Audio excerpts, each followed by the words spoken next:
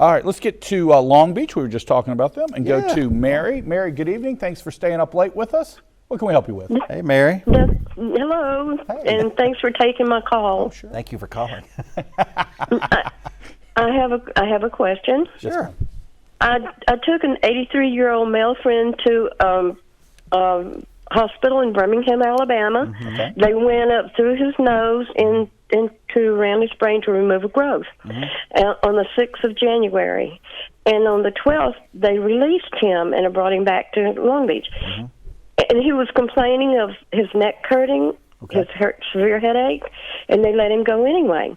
Well, the next morning, the 13th, I had to call an ambulance. He was non-responsive, and he had over 104 fever. Oh, that's high. He has been admitted into the hospital several times. He got meningitis, bacterial infection. Several things have happened to him, and he is still very ill. He's now has to use a walker, a wheelchair. He can barely walk from his room to the living room. And Mary, I'm guessing you're kind of curious, who's responsible for this?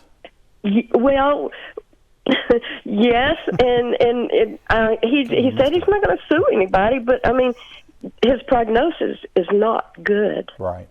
Prognosis is not good. Well, Mary, I tell you, Is anybody responsible, or is just something happens to you when you have surgery? Well, I mean, that's a great question, Mary, It is. and that's the crux of every medical malpractice case, because the simple fact is sometimes doctors can do everything right, and you have a bad result.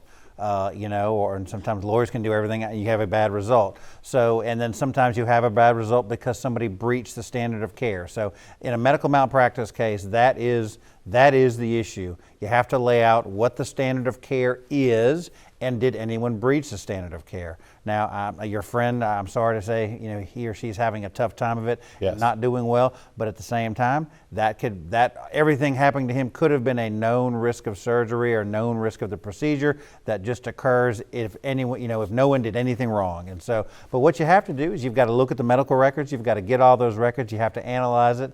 You have to bring it in. I mean, honestly, you can bring that to me, but I can't look at that and say absolutely this is a case. Right. What those kind of cases require expert opinion, so you have to send it to an expert. They have to evaluate it based upon the standard of care in Mississippi and in Alabama, and then they come back a report. So that's the first thing you have to do in those kind of cases. So, and a lot of times you just don't know. You have to, and that happens, you would be surprised more than you can maybe realize. People bring us kind of problems, and sometimes we don't even know what happened. Can you please tell us what happened, or did somebody do something wrong? We look at it and we say, this is what we found. We do, basically an investigation and give it to them and say, this is where you are, these are your options, what would you like to do?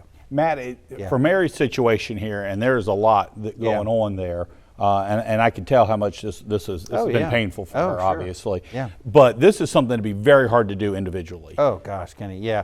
I mean, you could, but it would be very challenging on your time and resources. Well, it would. I mean, I can tell you, if you want someone to look at that, Mary, I can tell you what they're going to want is they're going to want you've got to get those medical records. So that's something you can do, hopefully, quickly.